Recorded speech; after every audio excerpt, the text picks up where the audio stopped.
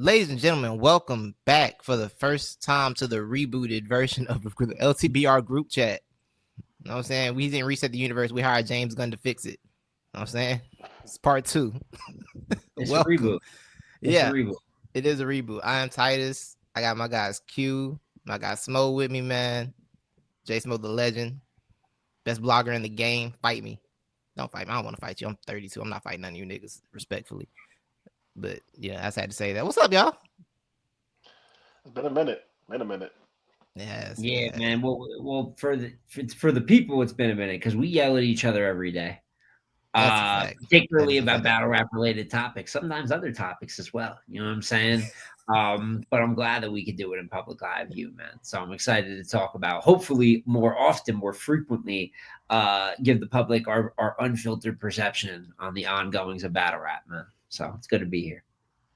Yeah, we're all good friends, but we yell at each other a lot, and people just don't know that. A lot of yelling goes on around this group. A lot of anger. No one knows this. No one knows. They don't this. like this, because we come on air, we're so professional and all cool with each other. Behind the scenes, this shit gets hectic. I don't even think we're nice people, man. I'm the nicest person in LTBR for sure. It's definitely me. Yeah, I'm sorry. It's definitely me. Nah, it's different.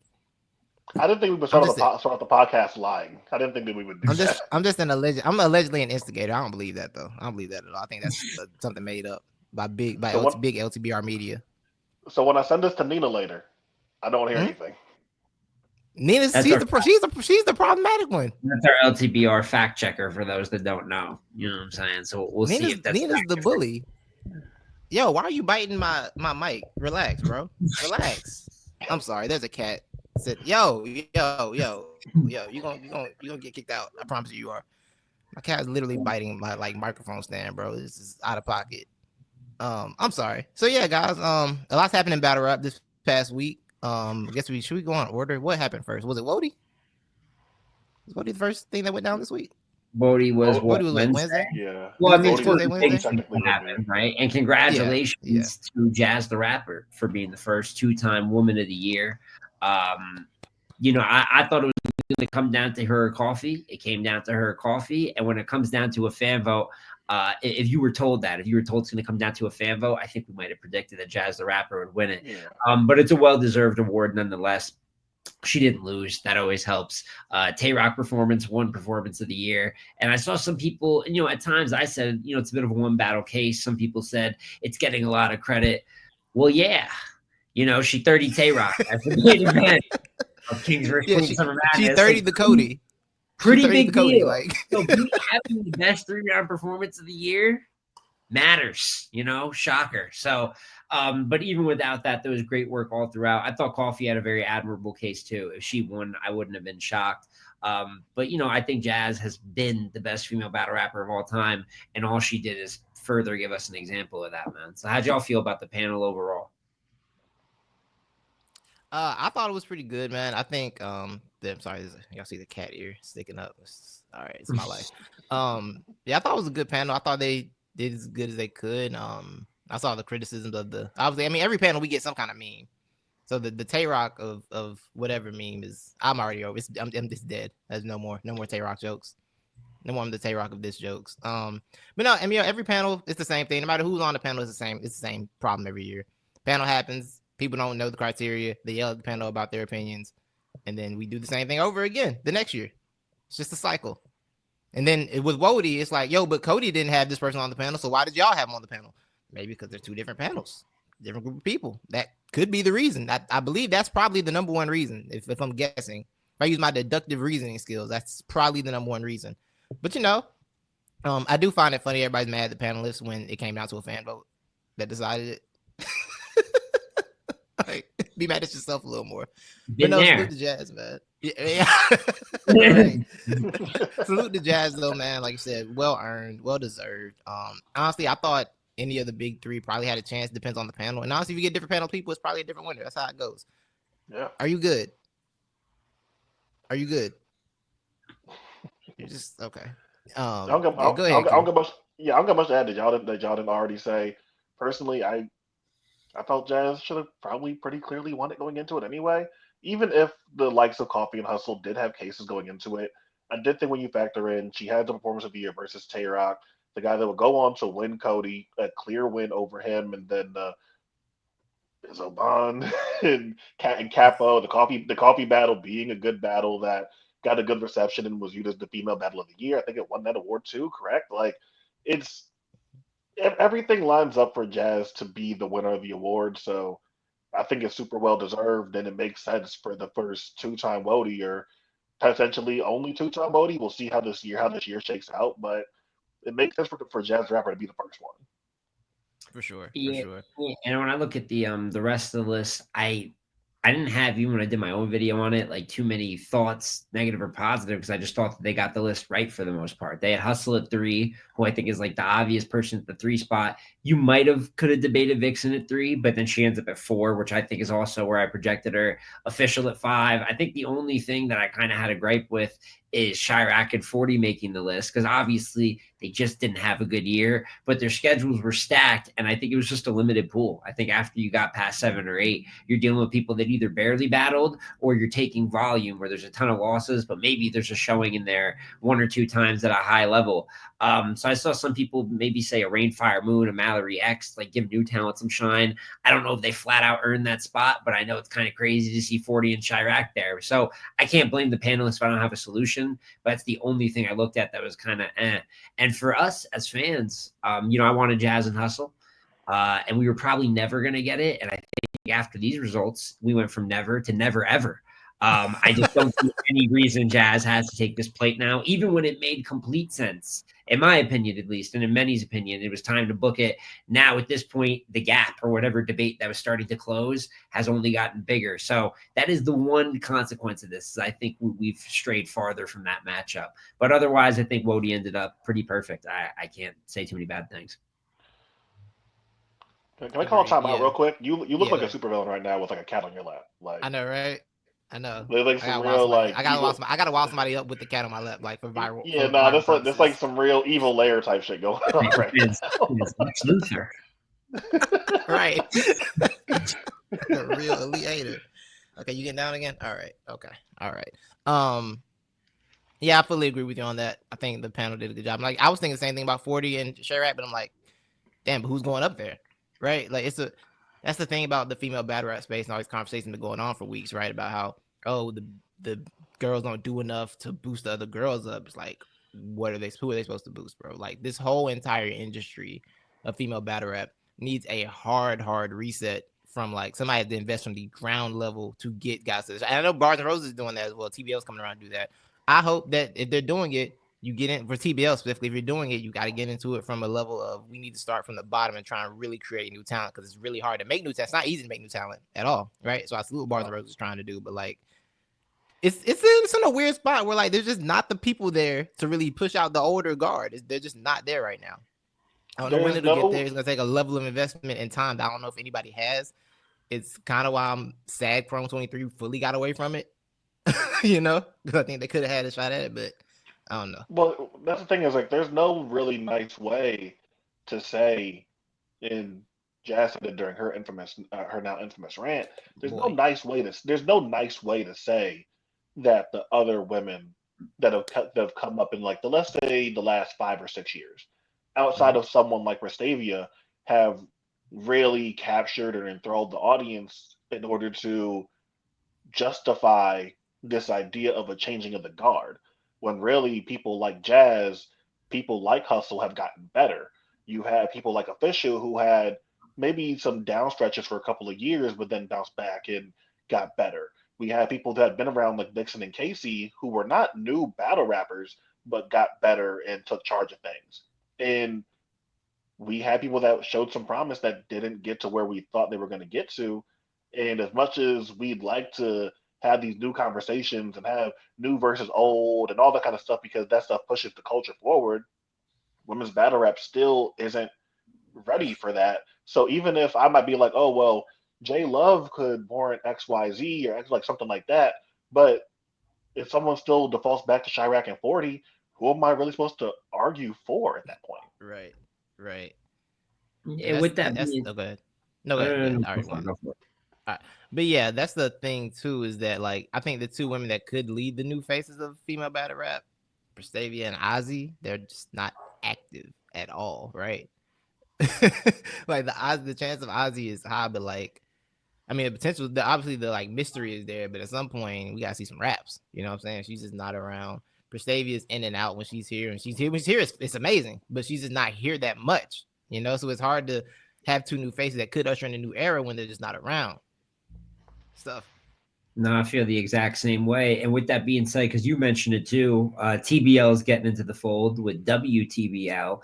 And that was the one thing that I asked for, was those specific two names, Prestavia and Asiamora. Like when we do find, and it is hard to find male or female, but especially on the female side, right? Because there's just less talent to pick from as a whole. But when we find the girls that like got it, they need to be booked. There needs to be a plan. Like something needs to be put in place. And that's why, at the same time, I kind of with Chirac, I understood having her a push. I think when there starts to be signs of it's a little too much, you should also adjust within that. Like, I don't think if a girl loses maybe 2 or 3 times versus the big names, if Asti pops out and that happens, that she should just get 8 of them now. But there should be some plan or focus of some sort. So I hope with WTBL, they have a good crop to pick from, because even though I think Chirac's had a rough time, I still view her as one of the more talented, newer era women. Absolutely. So there's a world where Asi Amora, Chirac, Prestavia. I know Rock Lee's been like on the come up for like 3 years now. She's like the Ben Simmons. She's rookie of the year for like 2.5 years straight.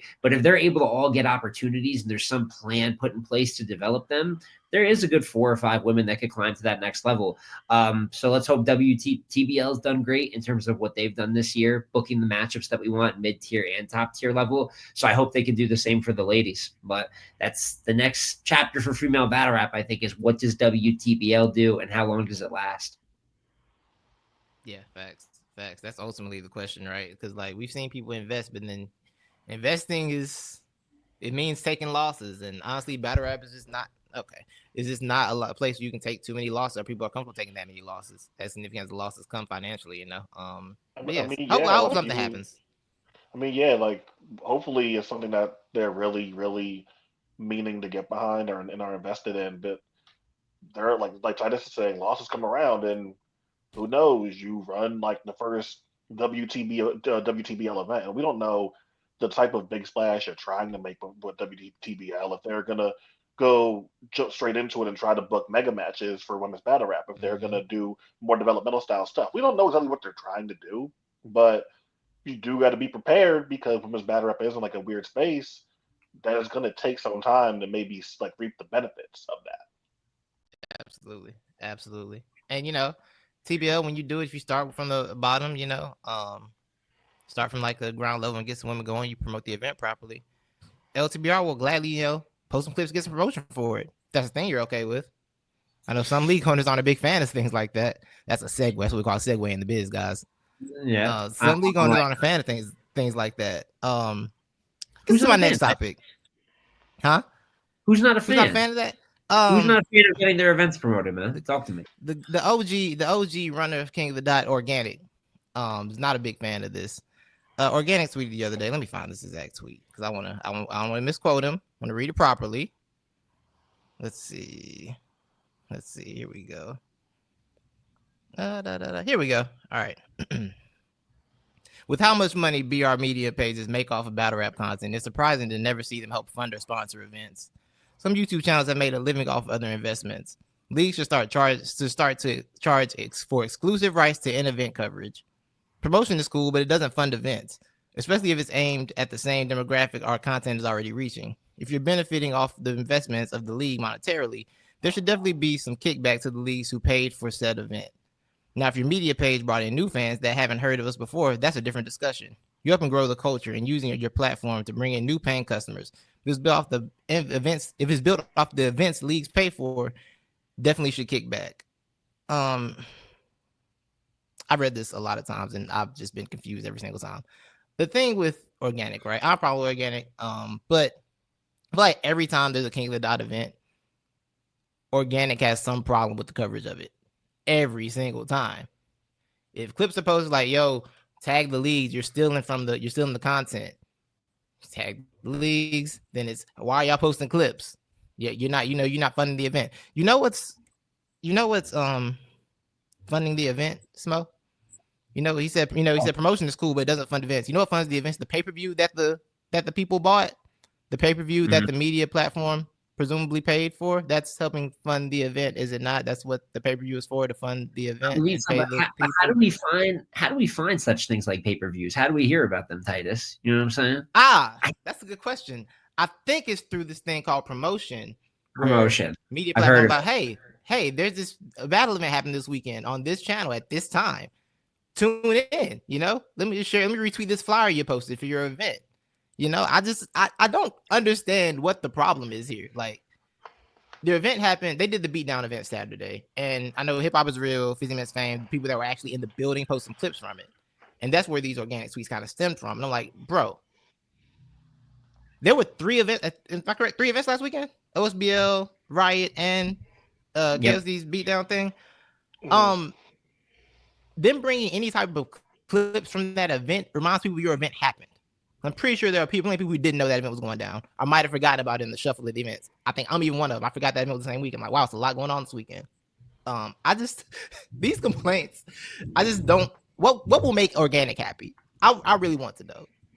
It's a cycle. Every single time we come to the same situation where this isn't good enough. I don't like how you do this. You're making all this money off of it. I don't get it. I don't get what you want. How can I make you happy? How can we make you happy, Organik? The first point that I resent is this idea that all these, like, if that tweet is specifically targeted towards Hip Hop Is Real, 15 Minutes of Fame, then I guess. But I still think the idea that people that cover battle rap are making all this money off of your content is really fucking weird and not true at all. And I have all the respect in the world for Organik's contributions to battle rap and what he's done for battle rap. You can't tell the story of battle rap without Organik and King of the Dot. So I think I try to take whatever he says into consideration, but oftentimes it just comes across like there's nothing that's good enough for what he wants battle rap to be, or the coverage of it to be. And again, this idea that no one knew this beatdown event was happening. I'm gonna just be real with you. This was not promoted very well, even by any of the battle rappers. And then when you have it going head to head with what in theory is OSBL's biggest card of the year, a Riot card that has Av versus Vixen and a Loso versus J Moore on it and stuff like that, it's like people are going to be more inclined to do stuff like that. Now, granted, you didn't have a live stream, so maybe you don't care too much about that. At the same time, though, if you're going to drop it on a VOD eventually, drop it on YouTube eventually, wouldn't you want people to be like, hey, Jazz and Reed happened? That's pretty fucking cool, guys. Like, aren't you interested to go see Jazz the Rapper and Reed Dollars? Like, I don't really understand this. It's like, even beyond the point of like being like annoyed by it, it's weird to me. And even this idea that like, oh, you're posting clips of something that's not out yet, people don't get to see it the first time. I have never watched a trailer of something and been like, and that looked fire, and be like, damn, I don't want to go see the rest of that. That looked fire. I can't wait to not watch it. That's never in my life happened. All I needed was 50 seconds of fire. I don't want the whole product that I'd probably like. So I'm with all there, man. I think Titus made a point. On one hand, I can understand there's many things you can blame or point the finger at battle rap media for. It's one of the things that keeps this culture, I think, as toxic as it does. I think depending on the media outlet, it also keeps people misinformed or uninformed, where they just kind of say things. And there's reasonable frustration, but it's and the event wasn't live streamed, right? So obviously, they're going to say if it's not live streamed, clearly I want to be private with the footage. I want my footage to be my footage. If you guys remember the battle rap academics, whatever weirdo that was posting like entire battles onto Twitter. So there's extremes that cause leagues to have. So I don't think like in his heart of hearts, it's a malicious intent by Organik. He wants his property, especially if he's voiced it so many times, to be respected. But you said it best, where it's what is going to make you happy. Because as people that cover King of the Dot, sometimes the only people that will cover a King of the Dot event nowadays there is always something. There is attach this, there's do this. Well, our ranking wasn't high enough here. There's notoriously, we've heard King of the Dot doesn't get the same coverage maybe as some other leagues, right? So there's complaints about not enough coverage, but then when you get coverage, you want to take down and ban. And at some point, because I don't know how many people are making livings off battle rap media. I'm not saying there's no one, but I think he might be overstating the corporate structure of whatever battle rap media is. Like, it's not a hobby for most of us, but at some point people are just going to get annoyed and just stop paying attention. Like, all right, if everything I do annoys you and it's not even like one of these biggest events, this isn't Massacre or something like that, this is a beatdown event for a new kind of project they're starting that maybe us three are some of the few that even knew it was going down. At some point, other media that's not as patient just get annoyed and stop covering you. So I think that there's a fault of like finger pointing in any situation where you lose fans, you lose people caring because they're annoyed. But I don't think all of his sentiments were in the wrong either. But you know, at some point you got to be happy with something. Do you want coverage? Do you not want coverage? You got to make that decision. So right, and y'all know we've had these talks before, like behind the scenes, and I'm always like, you know, I kind of understand perspective about certain things, especially with like when you want like, oh, if you're gonna do a pay-per-view thing, put the link or something like that in there. Now, I will say our numbers did show that when you put the actual link into a clip, people don't view it as much. It's a weird thing. I don't know why, but that's been a thing. But I know, you know, I like, yeah, y'all know the conversation. I'm like, yo, I kind of understand what's coming from with that. It's your event. You want to get people to go see the pay-per-view, blah, blah. If they're not watching it, blah, blah. I understand that. But then I'm like, at this, like I said, this one, I'm like, yo, what do you want, bro? I don't know what to do for you anymore. I really don't. I am lost. I'm at a loss for words. Also, he made a thing about leagues to sponsor events. Our media, they're not sponsoring events, are sponsoring battles. We sponsor battles over here, just for the record. Not saying that's all. I'm leaving right there. Battles have been sponsored by this very battles that have been on major events. we have done sponsorships over here, all right. But yeah, also the last tweet, right, and this is where I think this is another thing, reality check for battle rap, right? He said, if your media page brought in new fans that haven't heard of us before, that's a different discussion. You're helping grow the culture and use your platform to bring in new paying customers. How many new customers do you think are following battle rap media pages? I don't think that's a relax over there. How many? This is a niche culture, man. How many new people you think are following like a battle rap media page? They have not seen or heard of your leagues. Maybe they haven't heard about your event, but I don't know how many new customers we're bringing in here in battle rap at this point. I just don't think that's a thing that's really happening.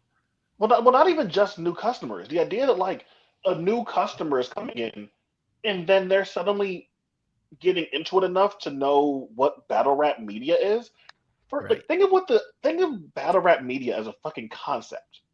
Like, battle rap media as a concept sounds stupid as hell. It sounds dumb as hell. And like, I love what we do here. But when you think about like, there's like media coverage for battle. What does that mean? But people are making livings, Q. Living. like you're paying mortgages off battle rap, man.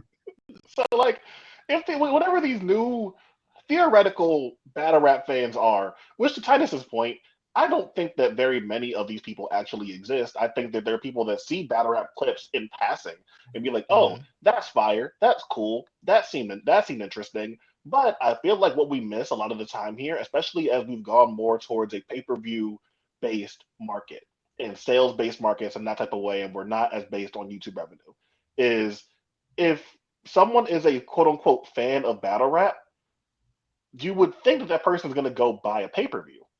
But when we look at like, say, like the clips that we post, or the clips that a battle rap bum will post, the clips that all things battle rap will post, yeah, those things might, like when they really, really boom, might do a couple of thousand of retweets and views and a bunch of likes.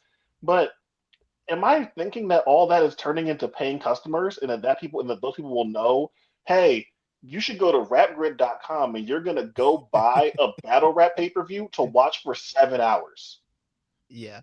Or you're gonna go to kotdtv.com and you're gonna go buy a battle rap event to watch for 7 hours. Even if the link is provided, that's a lot of assuming that people are going to want to go watch and pay for your $55 battle rap pay-per-view. Right. Especially in like with the economy the way it is, the inflation the way it is, like people are spending money. Like, this is the other part, right? pay-per-view is a dying business model. It just is what it is at this point. Pay-per-view is just not the way to go necessarily to get money, to get the most amount of money for your platform anymore. Most corporations trying to move away from pay-per-views, right? The UFC is potentially, again, that's ESPN deal. Rumors are they're probably going to join TKO on Netflix. When they go to TKO on Netflix, when they go to Netflix, join TKO on Netflix, join WWE on Netflix, which is also a TKO owned product. That's what I'm trying to say. Same thing. Basically, right? Basically, same thing, right? When they go to Netflix, I have a strong feeling there will not be any more pay-per-views over there. They're not going to be doing pay-per-views over there, right? It's going to be behind the paywall, a different paywall probably, but it's not going to be pay-per-views because pay-per-view is not an industry that's thriving right now. We're in streaming era, bro. That shit is kind of dead. I think if you're running a pay-per-view event, you also need to take into account that, people probably not spending money on this, especially like I said, a battle rap event where I got to carve out my entire. A battle rap event takes up your entire day, bro. It's like a sporting event. It really is like a sporting event. Well, even with a sporting event, you might can go outside and get lunch. It's way worse than a sporting event. Because I mean, I ain't gonna lie. I could prepare and watch the, NBA playoff game. 6 p.m. I might watch until 9, talk till 10. It's 4 or 5 hours. Battle rap, 2 or 3 hours are delayed. You know what I'm saying? Right. Then we have the event. Then we have the intermissions in between. Some battles are an hour and 30 minutes because everybody's the main character. It's their day to show the folks who they are. You know what I mean? So a battle rap event fucking around 10 hours. Nothing. There's not many things in life that last like 10, 12 hours. Like it's a full day thing. Yeah. And it's faulty. We don't even know all the time if it goes through properly. So if reliable pay-per-views for much bigger successful industries aren't working, it's not going to work here either. You know what I'm saying? Like that's not just a one sport thing here and there. That's how people are consuming things now. They'd rather have a streaming service. They don't have to pay the money every time, let go of the $80 every time. They want to pay a set value every month. So at some point too, you could point to media. Some things just phase out and you have to adjust with the times. It doesn't always have to be someone's fault. I just feel like we point fingers in this culture for anything. So. And I want to say, I personally have not made any money off battle rap since Caffeine left. Caffeine was the only thing putting money in media's pockets. Like real bread was going into media's pockets and Caffeine. God, I miss that place so much. Someone else waste money on battle rap in the streaming site. Someone else, please do it. Read my Caffeine. My cat wants Caffeine back. Some $1 billion corporation, please make another dumb investment and just start giving out money. Please. Just give out money, please. But yeah, I think that's all I had to say about that. Y'all got any more thoughts on it? That's all I had to say. No, man. We'll see if there's even going to be a. What'd you say, Q? I hope Organik finds happiness somewhere, bro. I'm not gonna lie.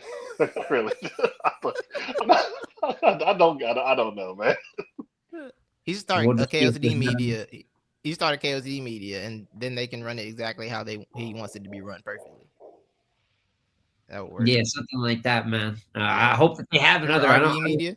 Been quiet. Massacre 6 too. I don't, I'm like waiting for them to maybe bring out another big event this year. It's funny because I just get called king of the dot media. They don't even like me. You know what I'm saying? So, but I'll still be there to cover when it comes out. That is actually factual. So LTBR put out a list the other day, guys. Yes, I wasn't as involved, so nobody's mad at me, but they're very mad at you two. Would you like to defend yourself today on your list? Well, before we do that, I think that anyone watching this probably I really ain't shit. I ain't gonna lie. I feel like anyone watching this is probably at least somewhat aware of the list. But just for the purposes of doing the podcast, would you mind pulling up the list and running down the names? Sure. Let me pull this list up real quick. I got you. I should have saved it on my phone. Been prepared for this since. I swear I'm looking it up right now too, which is funny because like we made it. I could name the top 10, but nobody was mad at us really for the top 10. The most it wasn't the top 10. It was the fringes. It was a lot of frustrations from the 14s, the 16s, things. And but listen, being in the top 20, I'm not downplaying it just because you're not in the top 10. It matters. We're talking about 20 out of thousands of rappers. We're talking about the best of the best. But it was definitely a lot of complaints, I feel like, on the second half of the list, which is always going to be closer, harder to make, and more interchangeable. I will say we had a couple of complaints that definitely were louder than usual this year, but I'm not going to argue, all angry over the difference. Like, I was 17, I want to be 15. Like, it's that close. Yeah, you know what I mean? Yeah, so I'm glad that we got it up right here, man. Yeah. So what did y'all hear as some of the main complaints? What did we hear the most of? I feel like the number one complaint was absolutely people thought Loso's spot was too low. Mm-hmm. And that's one that I hear and I respect. But I think Jay Black said it best, and I said to you guys on the phone when we were discussing the list. That I feel like Loso's year is totally contingent on him winning these tournament season. Because we look at his competition in these tournaments, these are all going. Yo, you know what? I just remember something. I remember when when the T-Top tournament got announced, they're like, "Yo, why is Loso in this tournament with these amateurs?" Y'all remember that? Y'all remember that was a thing? Hey, no, I was old enough to remember that we were calling it a JV tournament. You know, I don't know when that changed. And they were saying Loso was wrong for being in the tournament. They were clowning Loso for being in the tournament, and now and now Loso is dominating these tournaments as they all expected him to, as he should be doing. And it's how is he so low on the list? Like, So I'm not sure how many people have actually watched Loso's run through the straight drop tournament, but one of the battles is on YouTube, and Loso's good in the battle. It's Loso versus Juvelli. I've called them several different names. I've called them anything with a J. I've called them Jello. I called him Jay Spinelli. Like, I don't like. I thought it was Loso versus Jumping Jehoshaphat's. I Jay Spinelli is definitely a pasta spot. So the reason why I bring this up is Loso's dope in that battle. Loso's good in that battle. Like, he shows up, and I'm like, oh man, that's a lot of effort for Loso to be giving in this battle. But I feel like the thing that people always miss, and it's not Loso. I'm not gonna say it's not Loso's fault. He's on tournament with amateurs because he chose to sign up for it. But there's $10K on the line, man. Hey, look, I feel it. I'm not mad at him trying to get the money, bro. I'm not like that is the thing I'm least mad about. But I want to point out that like Juvelli is a level of battle rapper that says things like Enduracell in 2025. You couldn't endure I heard him say that with my ears. Like, I heard him say that in a rap battle in 2025. And this is the type of thing that you want me to give Loso like all this credit for. Now, if you want to point to Jerry West, point to J2, point to Danger Zone, things like that. Marv 1, hey, bro, you got that. That's cool. Mm-hmm. I'm fine with that. But what you're not going to do is play in my face with like Enduracell bars in 2025 and shit like that for like these judged wins that we're claiming so much. Which again, shout out to Loso. My real thing with Loso is less about even that and more like I think he does have some clear losses on the year to guys like Lou Castro and Hansel, but like that's my main issue. Even less than the tournament stuff where he's facing these names. Yeah, and I think the Loso thing, right? It's because they were doing. I know Coffee came in and salute to Coffee. She made a strength schedule point about like, yo, and we've heard from battles before, like, yo, doing all these battles is not easy back to back to back. It's not easy to do that. I'm like, you know what? That's fair, cool. But we're talking Loso strength schedule specifically, right? These terms are pretty spaced out. The battles are decently spaced out. He has a decent amount of time right between them. And you brought up Jerry West's name. I'm sorry, I can't give Loso a boost to beating Jerry West because I've seen him beat the shit out of Jerry West before. It was a rerun. He's beat his ass 2 times. It was worse than the first one, though, man. It was. Like, at some point, it's like, okay.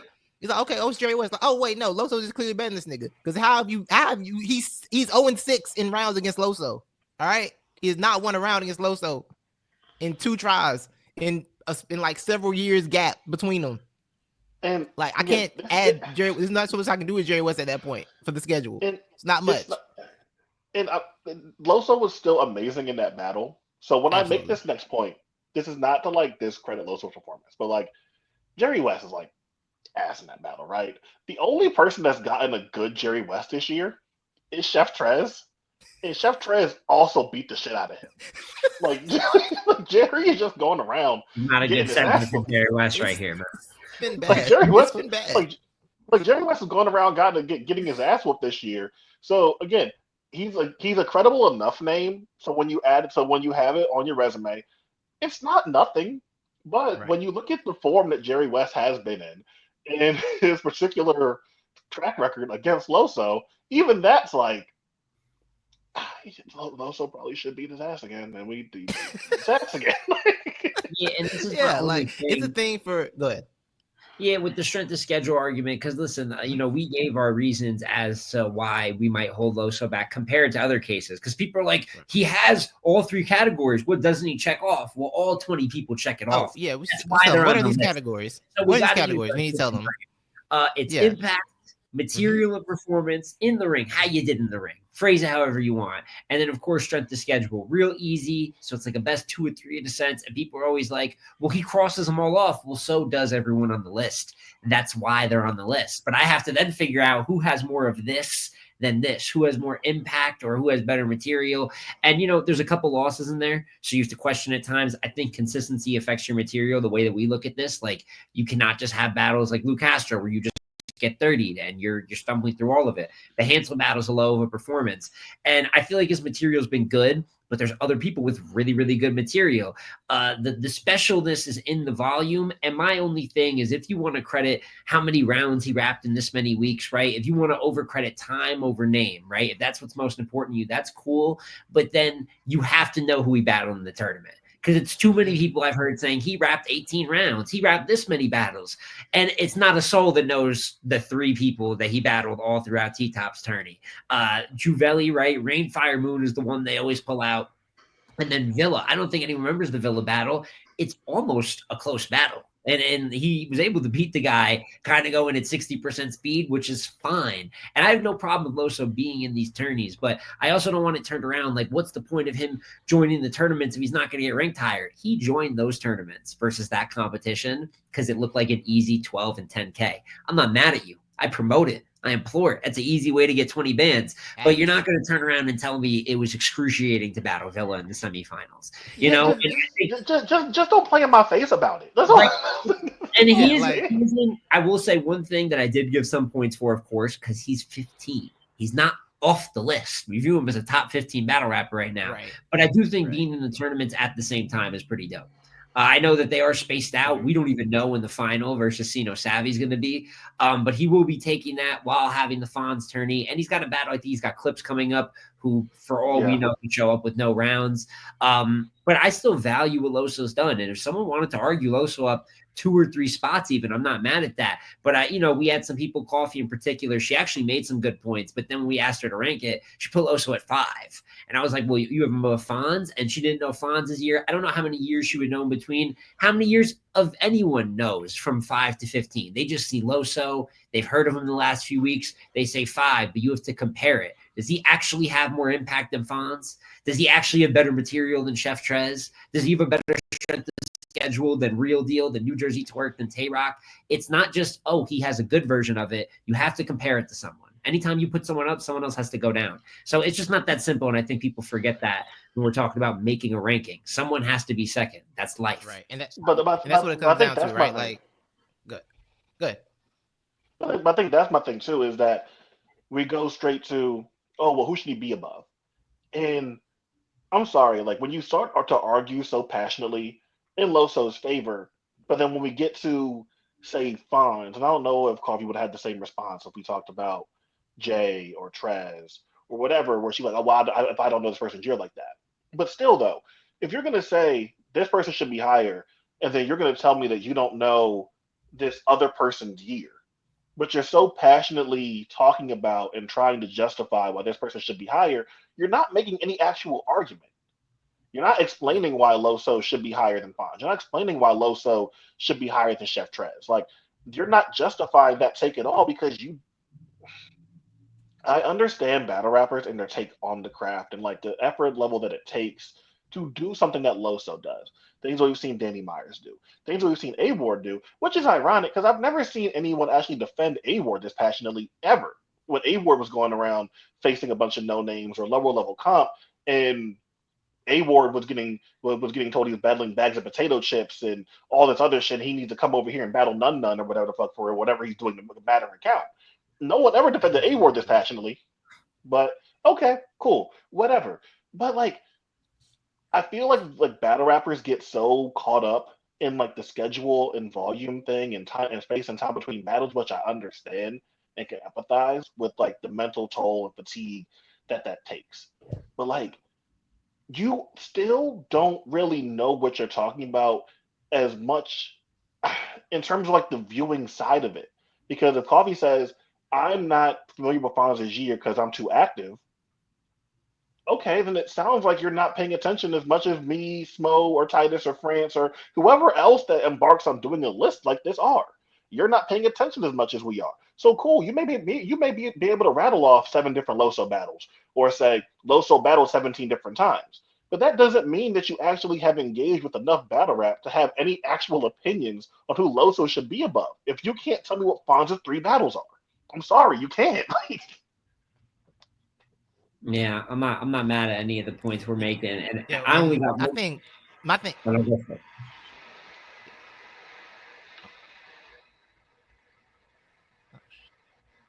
That's No, yours. go ahead. Okay, I was about to say, the last thing I'll say regarding the list, because I'm not going to go through every spot that someone break down every case, but I've seen people say, "No, hold on, I'll come back. I'm lagging." Yeah, I've seen some people say, Hansel has to be higher, Loso has to be higher, Miss Hustle has to be higher, Av has to be higher. Some people were saying Eunice shouldn't be outside of the top 10, and you start adding up all these names.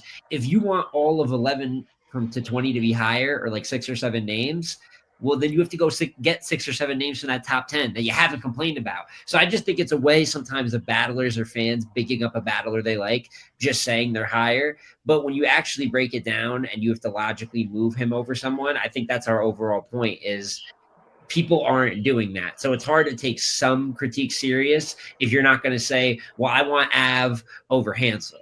Like if someone gave me that argument, now we have something to go over. But if you just say 7 people have to be higher, it's very hard for us to see what your argument is. It just sounds like you're fighting for someone that you like. Yeah, and I want to say, like, to the strength of schedule point, all battlers said this thing about, battling this frequently, it's like, it's tough. And I believe that, right? I do fully believe that is a mental strain to do like 3 battles in 3 weeks or whatever, right? But even if we concede on the strength of schedule point, right? Say I give you, okay, cool, strength schedule is elevated, still material and impact. The more you're outside, the less impact you have. That's how it works for the most part, right? Quantity affects quality, right? So you're losing points there. And then material is going to be affected because you're battling so much. Like, that's an impact. That's a material thing, right? So you're going to diminish yourself in other categories, even if I give you strength of schedule. Because the strength schedule thing, right? The idea of, I battled this many times, this many weeks. Cool. Understood. Fair. That's what I talk about in a recap. When I have to do a list and make rankings, all in their categories, these things have to get nitpicked.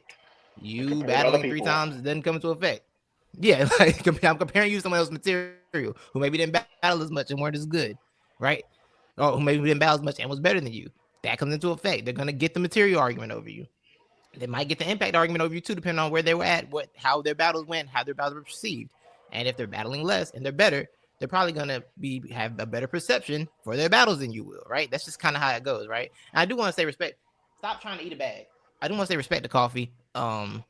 Because I know she wants to be a panelist this year, and I do. When she asks questions, I look at a lot of it as her like trying to. I'm sorry, I got distracted. I look at a lot of her questions as trying to probe and learn how to do this panel thing, right? So I look at her through a different lens. No. Yeah, no ill will towards Coffee at all. No ill will towards her at all.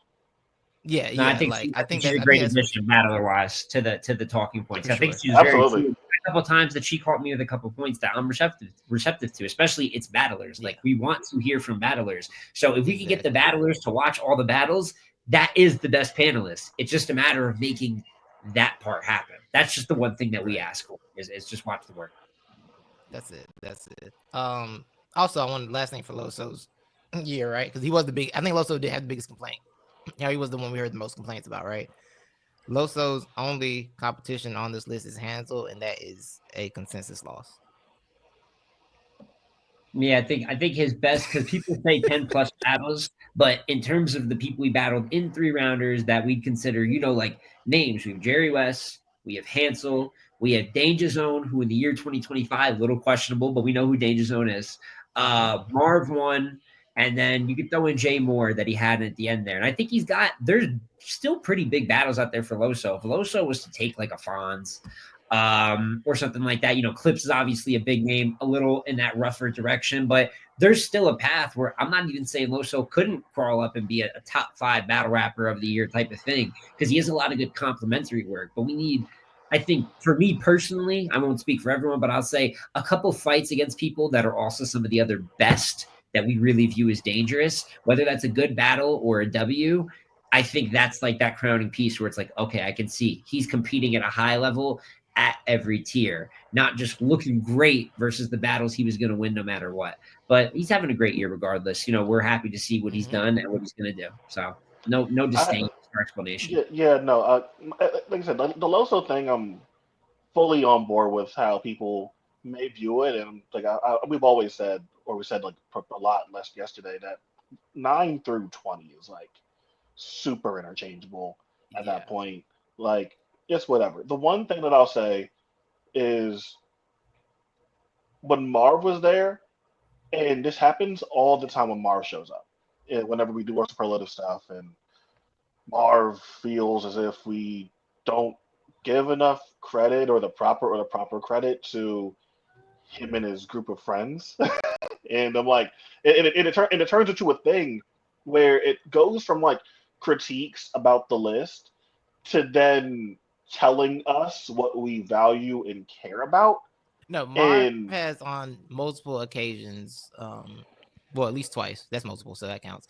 It's always he thinks it's a bias or a bias towards popularity with our list. He's absolutely said that, I think, 2 different times in 2 different ways, for sure. Yeah, and that is the type of thing that I resent or annoys me, because one, ultimately, like, Marv doesn't know any of us, just like we don't know Marv. We know Marv is a battle rapper, and like that's the extent of like these interactions go. So I think it's a weird thing to sit there and have a battle rap kind of talk with us, and then as we're explaining to you our different viewpoints and perspectives, and how one, we're not a monolith over here, and there's a variety of different opinions that are at Let's Talk Battle Rap, that you're telling us what we value in it as popularity, when Titus, I'll give you the best example of this. How many arguments and fights did we have over me and you wanting Appa's third versus Death the Kid to be ranked super highly on the 2023 rounds of the year list? We went to war for that. We went to war for that round. Like real war for that round. Grant's somewhere having PTSD right now as he helps with the production here, man. Because I remember we fought about Appa versus Death the Kid being potentially above things like Big K's first round versus A-Ward, or A-Ward's first round versus Verb, or what's some of the other like big stuff from that year? But like some of the biggest, most massive rounds of that year, in this theoretically pretty small battle that's happening on iBattle between these two smaller at the time names. Appa is bigger than he was a couple of years ago, but like these two smaller names, and I don't think this battle. I don't think this battle is it at 10K now. I think it is. I think this battle is at 10K now, but at the time it wasn't doing massive views or anything like that at all. But me and Titus were so moved by that round and that whole performance from Appa, really, but that whole round, that we're like, I don't care what type of quote unquote impact that it has. I don't care that there's things that were more important or the grand scheme of battle rap or whatever. This is the best round I've heard all year. Right. And that has nothing to do with popularity. If we're making arguments like that, why can't it just be, I don't think that your friends were as good as you think they were? And I mean that in the most respectful way possible, because like you're going to defend your friends and you might think your friends are the best battle rappers in the world. You want people to give more respect to them. But why does it have to be all this other shit? And not just be, we just might not agree on how good you think your friend is. Like, it doesn't have to be all this extra shit. Yeah. And I think that's the one that, like, because I think complaints are valid. We can have an actual debate about it. I think those are valid. Those are valid complaints, right? We're talking about categories. But once it goes to like, oh, it's a popularity thing, like, no, like, it's really not. It's really not. Like, it can never be that over here, honestly. It's too many voices, too many people watching different things, too many people value different things. Q, you're like a fucking developmental scout watcher. Like, Yeah. people battles get announced. It's like who is this? Yeah, oh yeah, he's fine. I've seen him like 5 times. I'm like, where? On what? Like, like you're like in those kind of fields. Smo's everywhere with a lot of stuff, right? Y'all are like, I know you guys are really, really in the trenches, right? So like, I always think that argument, it does come from a place of, like you said, it's hard not knowing somebody, right? Like, and Smo, you think we talked about this yesterday. Jay the Nightwing is number 1. Jay the Nightwing is number 1, and Real Deal's number 3. But most impactful top 3 the world's ever seen. You know what I'm saying? If anything, we had to really. There's some people I saw actually a fair amount of complaints for those two being up there, which is nonsense. Because just because they're not million view mega matchup type of guys doesn't mean that they haven't battled a litany of top tiers, had some of the better battles of the year with some of the best battlers that the year has to offer, wins scattered in between versus some of like. So it can't be it can't be a popularity contest where we just simply have like more non-popular rappers higher up there. We have a ton of new guys on this list, which is something I wanted to point out. And I feel like didn't even get the love it did, is all this talk about new era versus old era. This might be some of the most we've had of a new class on a list since like UM1, Unit and Hansel and Wusa and King. So, and those aren't, they're on the come up, but those are also not the most popular artists that you can find. So it's very selective. Like, it's just, if it's not all the way that I want, then it was a popularity contest. That's the nature of it. I don't get too offended because they're going to do the same thing in 6 months. And if we start making a list from here on out for like a Cody-like award, we're going to hear about it then. So some of it is undeniable, but I still feel very confident in the work we put in. A couple of those critiques I'm cool with. You want A-Ward higher. You want Loso a little bit higher. You even want Av a little bit higher. I'm not even saying there's not good merit to this. You just got to actually watch those battles and put that debate together like we do. And then it's easier to have that conversation. But all in all, another great mid-year power ranking, man. It's a pleasure to do it with y'all. We'll be back for superlatives on that note. So, also, being mad at it's the mid-year. You have so much time to improve your spot. This is not. There's no awards given out for the mid-year battle of the year. There's nothing given out. If anything, this thing is a curse. Like, everybody who's been number 1 on this list in the middle of the year is lost badly the rest of the year. Like, we've cursed everybody with this list, honestly. So Jay, look out, bro. Be careful out here. All right. Be very careful. This list might be cursed. But yeah, like it's a mid-year ranking. The other Jay the Nightwing, who has great battles with Tay-Rock and legit battle of the year contenders with Sheet Happens and Ill Will. And then still has like the Nitty Gnome battle, which like is but like it's still that's like the 3rd or 4th most important thing he did is he might have beat Rum Nitty on Gnome. Clearly beat Rum Nitty.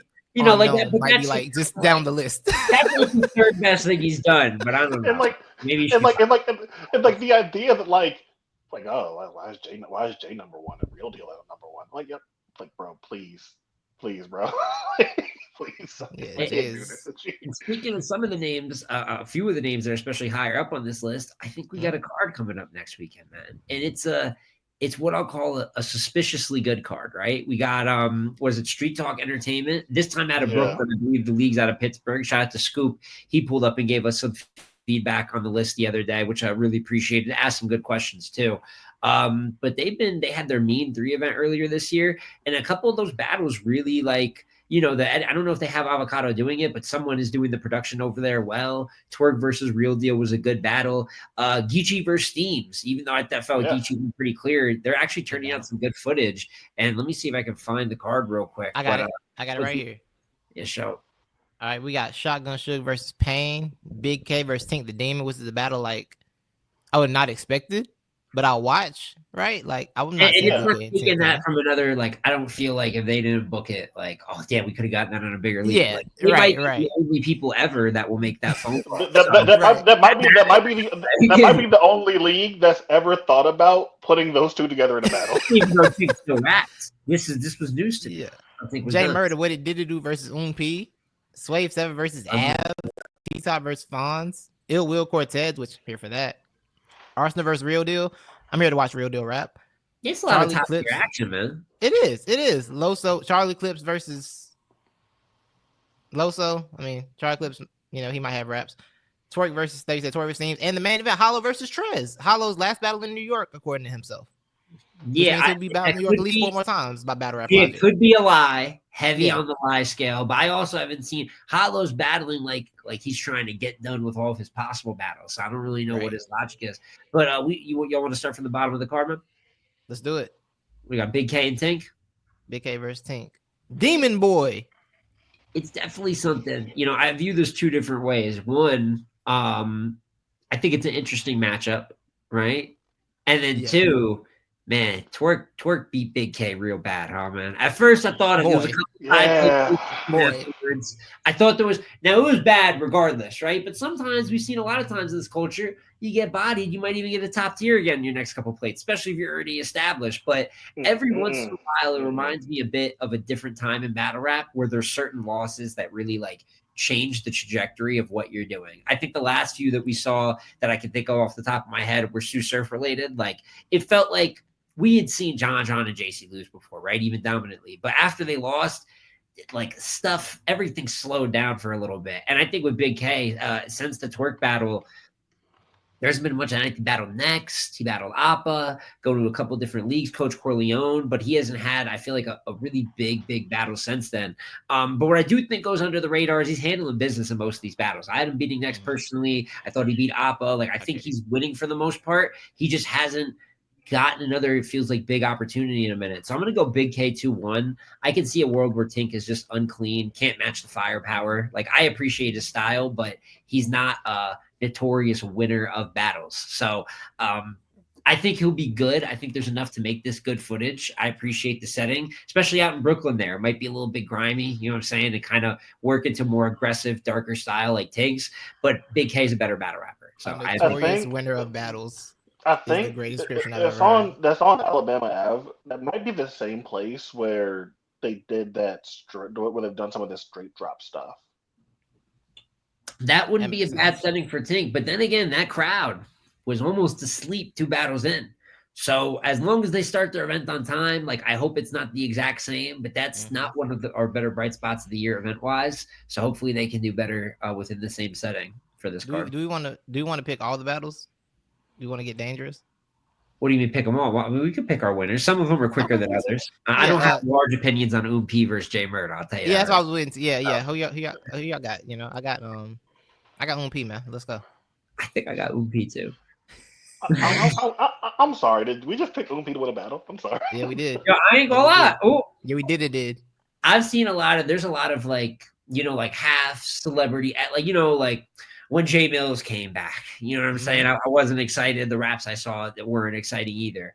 You were someone like Enos that came back and then figured it out after a rough period. I really haven't seen UMP rap horrifically yet. There's not that performance, he was just fully rusty. He doesn't battle much, but the few times he even pops out for a cypher, UMP is pretty decent, pretty good. And Jay Murder to me might even be the bigger question mark for this battle. We just use a cypher. I might have. What's Jay Murder's mission with you? I'll just say that Jay Murder's a somewhat established battle rapper, at least professional, right? Well, UMP's performance versus Reed is as good as any Jay Murder I've seen in the last couple. Counter that, Q. Reed Dollars is not a good battle rapper. Listen, before you say something, dare you? Before you say something that hurts my feelings about the general, first of all, I just want to say Oon's individual performance was really like that though. Agreed. I got Jay Murder. So you got Jay Murder? He's got Jay Murder. All right. And you guys have Big K? I'd assume you have Big K. I got Big K. Right. And then Shotgun Suge versus Pain. I got Pain's always around, huh? I don't hate that. That's not the worst one in this battle, man. I'm not mad at picking Pain, but I ain't gonna lie. So Suge, his last 2 battles since the Easy battle, he really hasn't rapped all that good. He hasn't rapped as bad as we've seen. When he's not fully in just donation mode, but I feel like he's definitely been really reserved versus E Hart in the Swamp rematch. However, he's up 2-0. I definitely think Pain gives him the best fight out of those 3. Well, E Hart actually had better material. She just stumbled and she just unfortunately lost the first round. She kind of should have won the battle. Some people even still want to give it to her, although she choked. But I think Payne will be locked in all three. I'm not expecting choking. You know, for him, this is a big time matchup. For Suge, this is check collecting. So I might be inclined to agree with Q. I think I'm going to go Payne 2-1. I think Suge definitely can win. I mean, he's better, but I just don't know. Are you going to get a Suge that really wants to win the battle and shows up with more than 90 seconds of material? I can't bank on that for a card like this. So I'm going to go Payne 2-1. That's true. And one thing about Payne, if he's going to beat like a top tier level guy, it's going to be because that top tier level guy wasn't really into the battle like that. So yeah, he probably has chances, but I think I got Payne. And I've seen Payne's ill will performance. Listen, he was going to win regardless. Like, clearly Will didn't give a fuck. But yo, like, Payne was good versus ill will. So I know that battle. He's got a lot more showings not like that than like that. But that shows me any moment he could possibly catch you if you're slacking. So I got to give Payne that. So I got him winning this one. Swave 7 Av. It's a real old battle. I'm strangely intrigued by this battle. I don't know why, but I'm strangely intrigued by it, like a little bit. And I can't really explain it. It's kind of interesting. It's kind of interesting. Yeah, like I feel like Swave gets these battles, and I can't remember too much I've seen him actually do bad in one of these in recent memory, right? Like one of these random off URL like top tier kind of battle that he gets. Like I always go back to like him versus Twerk. Guardians of the Culture type shit or whatever. Yeah.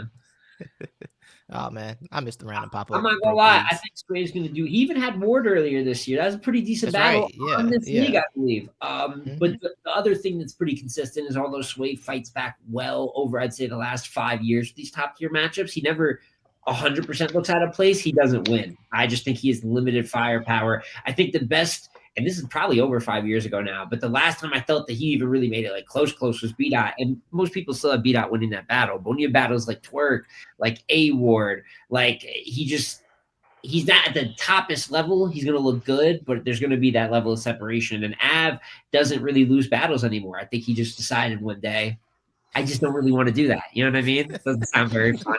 So even though we've debated the performance level and material, all these different things, I've never disagreed. And once again, this year, you can debate he lost to Wusa. Q, I believe you have Wusa beating Av. No, actually, wait. I might be saying that. France has Wusa beating Av. France has Wusa beating Av. Yo, kayfabe. Don't say that. So there's a couple of battles. There's a couple debatable, like Chef Trez and Nav is debatable, but for the most part, it's clear wins. I just don't see a reason that Swave Seva is going to win. It's actually kind of hard for me to envision Swave winning a round, just because that's the respect I have for Av right now. But Av tends to start with slower first. Outside of the Vixen battle, he didn't really, but he's known for maybe giving one away and sweeping the last two. So I'm going to go Av 2-1.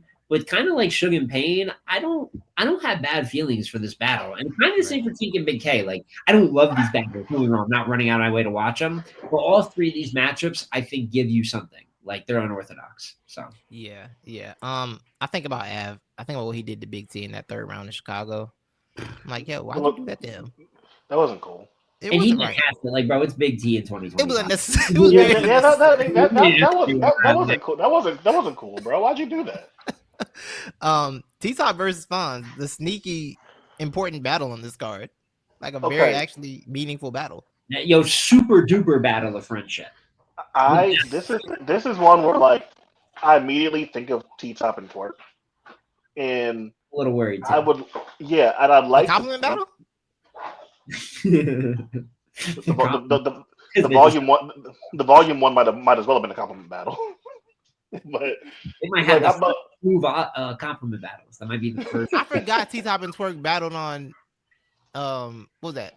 Volume? Was that Volume? Volume. You know what? You said that. I was thinking about the King Broke battle league that one time. Where they took his money. King NFC. Yeah, King like, NFC. Hey,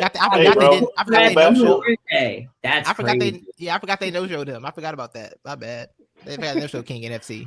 A very correct no-show. I ain't gonna lie.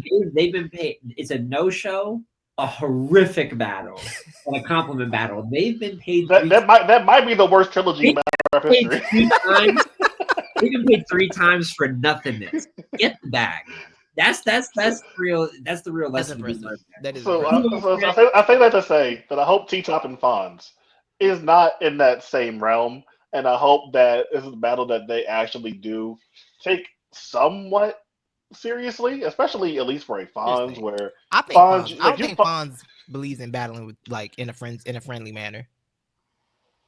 Like, I think Fonz will try and smoke you because I mean I know. Well, this goes against what's been said, but Fonz and Miss Hustle are good friends, and I don't think he treated her very friendly. They even though Miss Hustle doesn't battle her friends, even though Miss Hustle doesn't battle her friends, but yeah. Yeah, I'm a little. I know T-Top. I think he had a comment on our list as well. He said we're terrible at making lists or trashing it. I don't think he felt that way when he was number 2 last year. I'm also shocked that he thought that he would make the list. Losing to Chaos and J2. We saw. We watched. I watched your battles, brother. There's definitely someone out there that's like, yo, he the Miss Hustle battle. Like that's his battle of the. We saw the other ones. You weren't sneaky enough. But I do think that the Miss Hustle battle is a super step in the right direction. That was like a elite T-Top showing. It's kind of an ass whooping. It was not even kind of, might have been a body bag. And that's against someone that does not get 30 like that all that often. So I got to give some respect that I think he'll be good here because it just seems like he might just be a little bit more motivated. And although Fonz is a friend, like Fonz is a valuable opponent to have on your resume right now.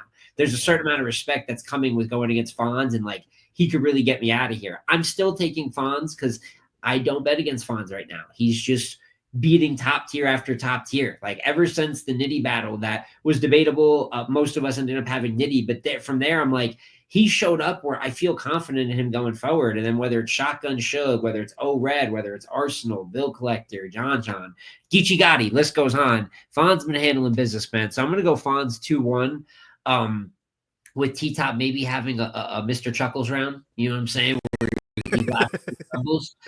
Shout out Clips, that's the originator of it, but I feel like T-Top's got a little bit of that gene as well. So I'm gonna go Fonz 2-1. But I think it'll be decent with some red flags. If it ends up being bad, Q told you guys what the pathway to that is, but I got Fonz being good either way. Yeah, I think I got Fonz in this battle as well. If this was a bigger setting, I'd probably take T-Top, I think, because T-Top just is too charismatic for me to pick against him in like on stage settings. But I think in this environment, I think Fonz can kind of just overpower through. And like you said, T-Top's gonna laugh and just be like, "Concrete, nigga." Like, huh, brother? Yeah, you just choked, brother. You choked and laughed and said concrete. I know what just happened. Parklight, nigga.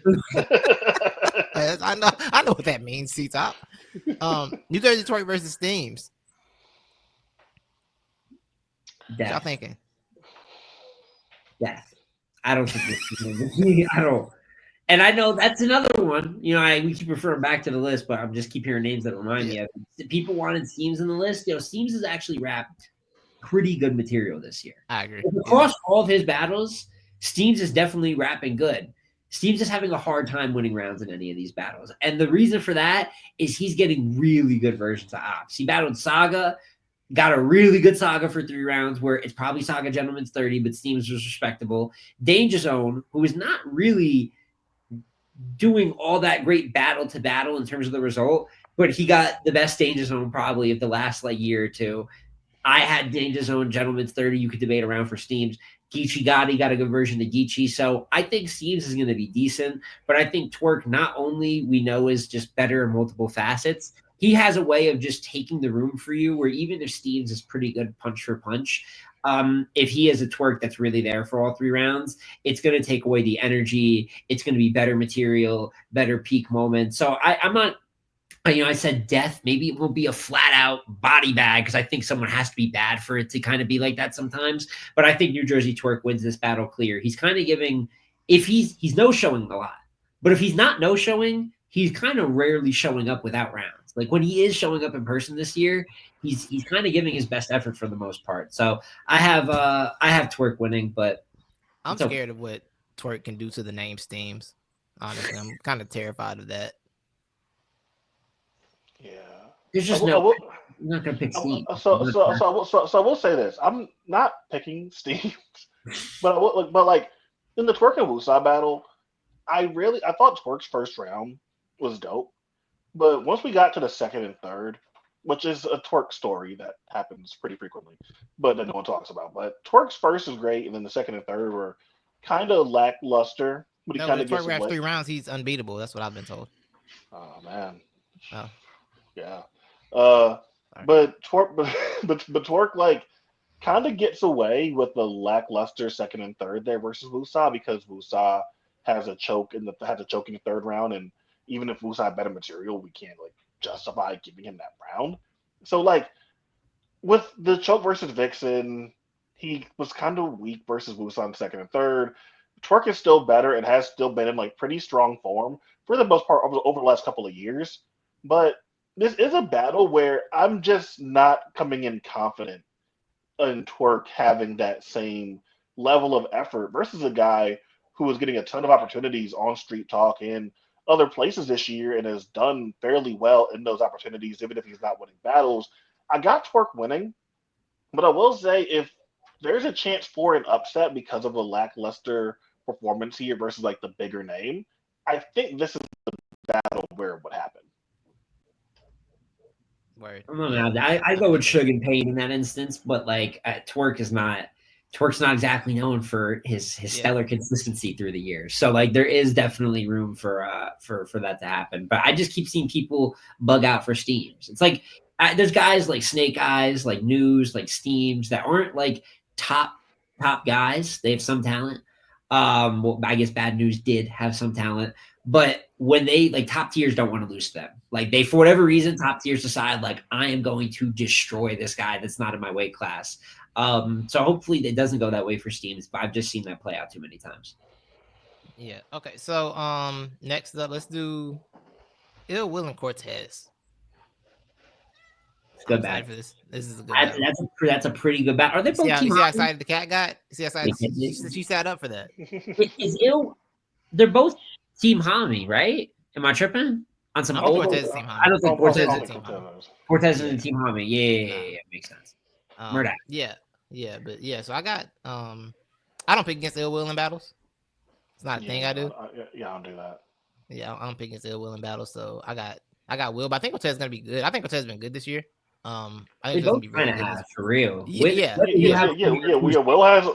has a Sharon battle and a J battle. Like that Sharon battle was this year, wasn't it? Yeah, and even though he lost the Sharon battle, that's why it's not all built the same. Because like Will was really, really good versus Sharon. That Sharon performance is just like I think people forget because it was so early in the year, but Sharon got busy versus Ill Will. And if you want to go back to December, like there's also like Ill Will versus Bill. So like it's been a pretty solid 3 battle stretch for Ill Will. Honestly, I thought he's better versus Bill than people gave him credit for. He's pretty good. I thought he was really. I think their first round being so like everybody had some turbulence, it threw everybody off in that battle. But that second and third, Will was wilding. That third was like one of the funniest and one of my favorite thirds. Cortez is dope versus King, and I think he's cool versus Ab, even though I have him losing that battle. But it's not enough for me to think that he can beat Ill Will here. At least based off the form that Ill Will's been on the last few months. I think it'll follow the kind of like. I don't want to say. Well, I don't have another way to say it. It'll kind of follow the kind of Cortez formula where he's good, but it's just not good enough versus certain people. And I think Will's gonna handle that. There's definitely a path. I could see if Cortez won, I wouldn't be totally surprised. Right, I wouldn't be shocked. I know Will is not like there's some times where Will even shows up with all 3 rounds, but it's just not his best performance either. Yeah, it's just some guys they lose when they just kind of show up with nothing, right? Like we know guys like them. Sometimes Will show up and choke, but there's times where he could just be a lighter version. And Cortez he's beaten better names. He's a top tier in his own right. So like I think Cord could win, but with Will looking more on the up and up recently after what he considered a pretty disappointing year for himself, I'm definitely going Ill Will 2-1. I like this battle. And like I said, so far, even only from the one event, they seem to get a really good version of the battlers they did book. They're not just treating it like a pop-up, like I'm just going to take this 1,500 and dip. So if all these matchups are locked in, I think the styles complement each other. This is another battle where we could be at this point in the night and we have 3 or 4 good battles with like worthwhile names. So I have hope for this card, a lot of potential on it, and this battle is one of the biggest reasons.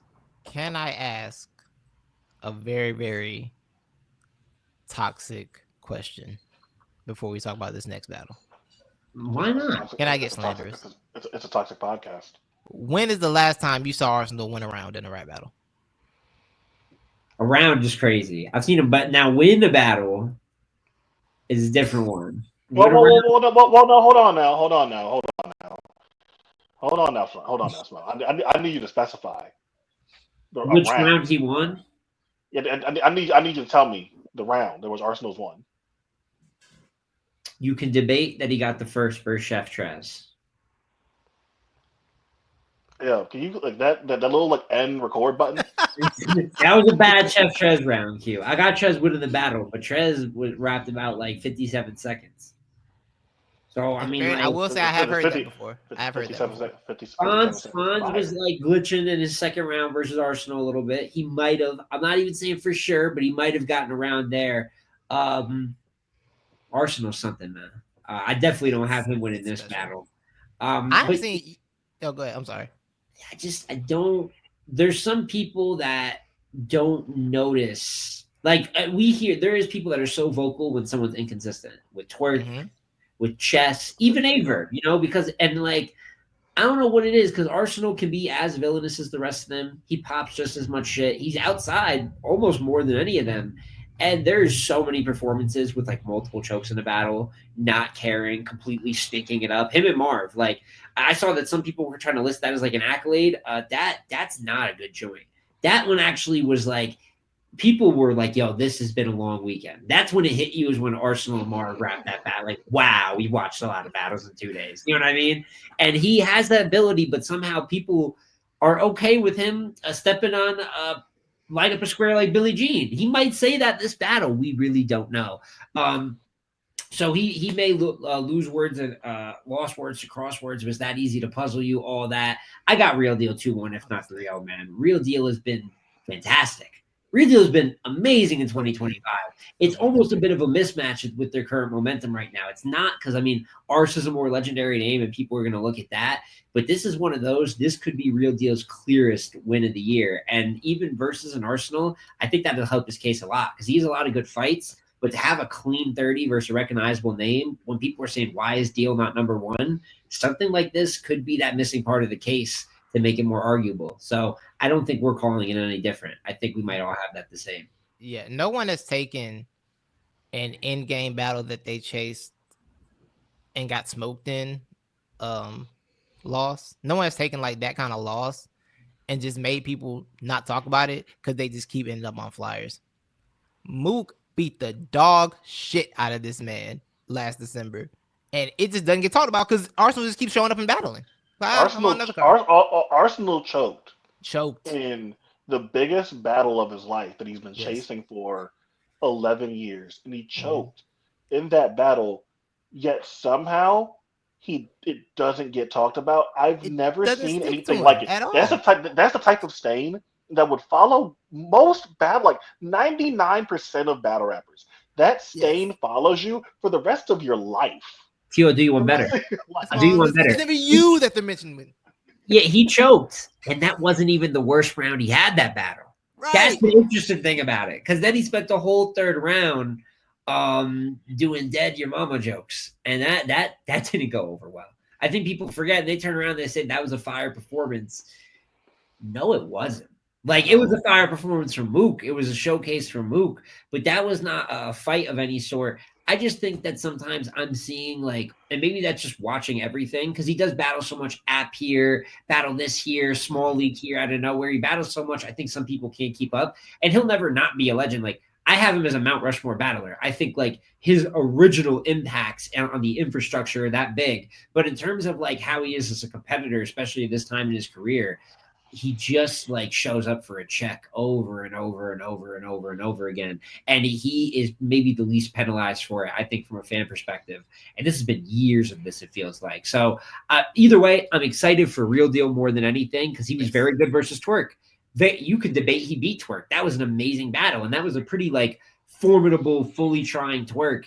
And you could debate that Real Deal just matched him at the top. So I'm excited to see what he does with this next look.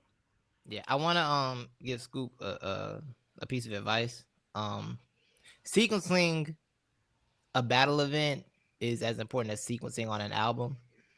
And I see this position on the flyer.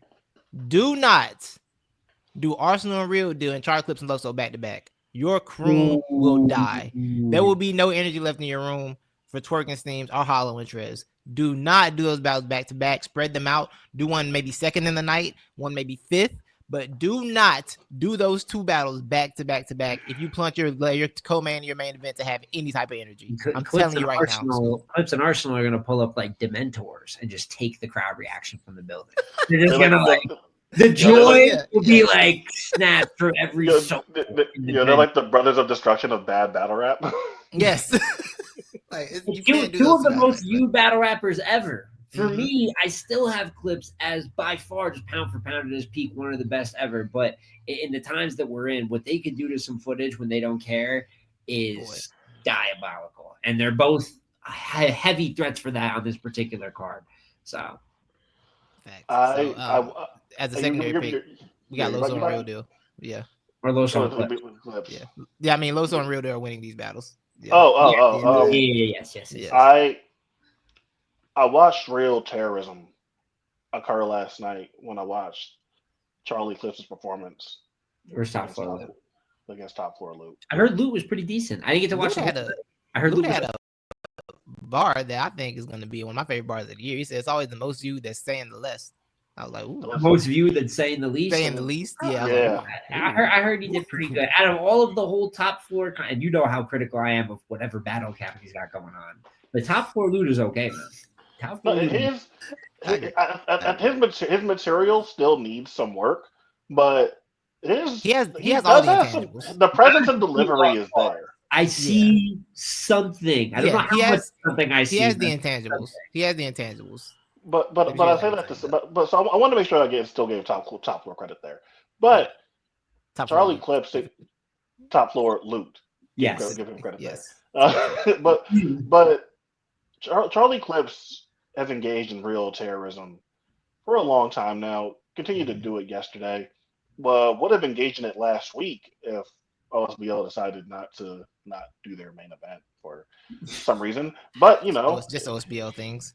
But I say that to say that this man might be the current worst active battle rapper in the world, and based off of what Loso's current form is, I expect belt to ass. Now, would it be Loso's luck that Charlie Clips decides to be salvageable in this battle and make the crowd laugh and make them react to some super OBC bar that would have been fire in 2016? That would be Loso's luck. But this man has been a content terrorist for so long now. He is the worst I've ever seen him. I expect this to be a very clear win for Loso. You ready for the poem? Dear Christian. Why don't you curse in your verses? It's fit to be some nonsense. So yeah, we're not going to give too much energy to anything with Clips in it, just because I'm going to give the same level of energy he's going to give in his battles. Right. And does that leave us with one? Yes. That leaves. Yes, and this one, we like this one. We're fans. Like this a lot. We wanted it for years on many different cards. I did not think it would end up on Street Talk Entertainment. Bahalo versus Chef Trez is a battle that feels like a perfect culmination of the elite level work Chef Trez has been giving for like 2 to 3 years now. This is the best Chef Trez has ever been by a large margin. The people that he's beating, like clearly beating, then the people he's having wars with from the Swamp battle, which was one of my favorites of the last 3 to 4 years. I love that battle. Had him beating John in Atlanta, which was technically a home game for both when it's really just a home game for Chef Trez. The twerk battle was fantastic. What has he not done since then? Even when it's like a lower level performance, like versus Arsenal West. Clear Tay-Rock. Clear 30 Tay-Rock. You know what I'm saying? So what he's been doing, it's hard to say that he's not pound for pound a top 5 battle rapper in the world after what we've seen the last few years. And now it feels like, not everyone has an end game plate. Not everyone's going to make it to Lux. Not everyone's going to make it to Mook. You know what I mean? And there was a time that Hollow was viewed as more of a God tier plate where like he'd battle less often and you'd really earn him like the way Tay-Rock kind of did. But I feel like for Chef Trez, this is that end game type of plate. I feel like the way their styles match up. There was a point where you probably never thought Chef Trez would battle Hollow, and now it's going to be done in a main event spot at a peak point of his career. I'm really happy for Trez more than anything, man. You know, he deserves this matchup, and I hope with how great he's been, this is one of the best versions somehow of how he's looked. But I don't see a world that he loses this battle. Don't get me wrong. I think Chef Trez is winning 2-1 or 3-0. And it's just a matter of what round count it is. Chef Trez has been real polite sometimes in these battles where, say, Tay-Rock, even though he clears Tay-Rock, you know, how your name Dracula, you're afraid to get blood on your hands, all that crazy shit that he said to Tay-Rock, is he isn't really relying too much on the freestyling and rebuttaling a lot in these battles. I think sometimes just in the Tay-Rock case, maybe not like OD on Rock and go like too crazy on him, but like I expect him to fuck Hollow up with the freestyling and rebuttals. And that's going to be like a big selling point in the battle, the ideas of the freestyling and rebuttaling, and these being two of the most prolific freestyle rebuttal guys ever. So I'm expecting that to be a big selling point, something that we see a lot of here. But in terms of like a crowd shifting, crowd changing rebuttal, I don't think Hollow really has that ability as much anymore versus a guy that whenever he decides to do it, he still breaks whatever room that he's in. So I think Trez is a top 5 battle rapper in the world for the last few years at the very least. I might argue he's maybe even a couple spots higher than that, to be honest. Like that's how good Trez has been the last few years versus Hollow, where he is good versus Ward, but then I'm not really as into his performances versus Av or versus JC. I'm not sure how inspired he is to face Trez. He said he's bringing his first round, the type of material he brought, the type of first round he brought for Jaz to Trez. So that was a warning. So he's going to need 3 rounds. He's going to need multiple rounds of that. I'm not going to lie. Even if it's just that first round, a very good Chef Trez can beat that first round that Hollow brought for Jaz. And there's really one haymaker I love in there, and then a couple of punches. Hold on. I would like to think that he would beat the type of Hollow that said, like, you owe me some pussy, little sis, or whatever the fuck he said in that round. That was a wild sentence. That was a wild sentence to say. That is something that he said in that battle. So I would like to think that Trez, someone and they called it fire, and I think that's the person needs to be held accountable for that. I think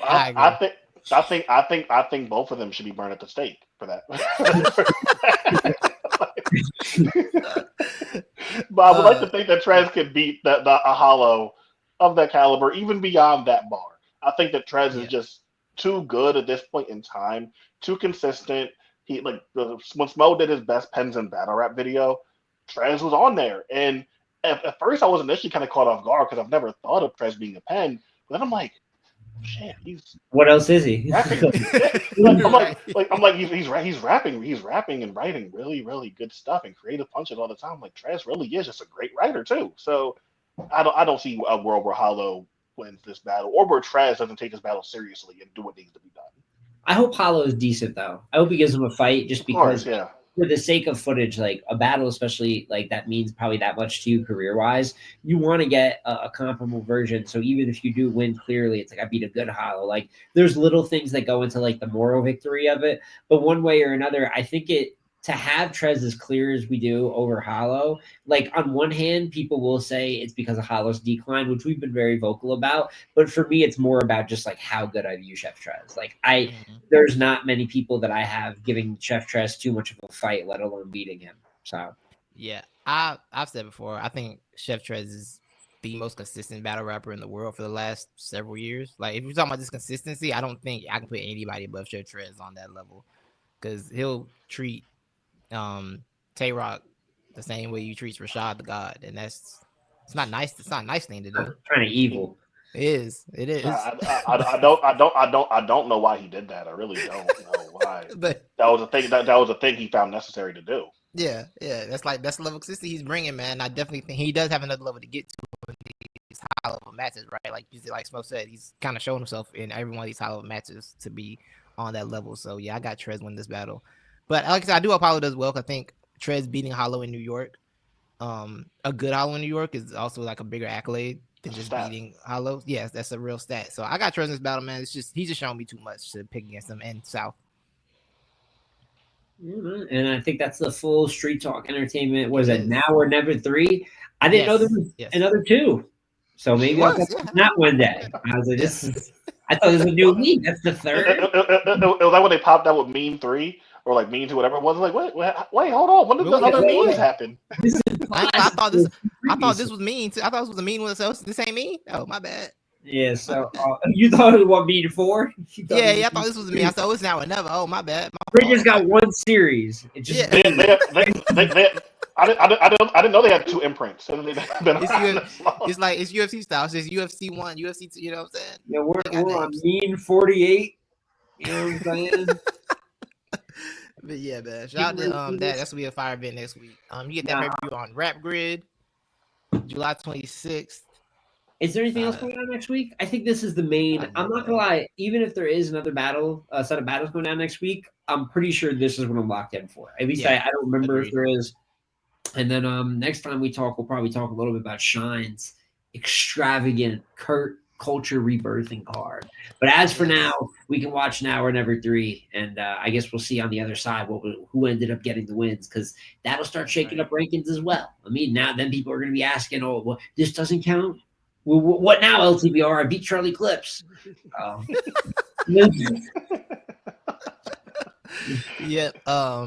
Thank y'all for listening, man. I think you have any final thoughts. Share this, let's talk about rap.com, LTBR podcast on Twitter. I think it's LTBR podcast on Instagram. I'm not really on the gram like that. You can follow me at TMAJE93. Q doesn't want you to follow him, so I'm not gonna give his Twitter out. J Smo at J Smo Reviews, right?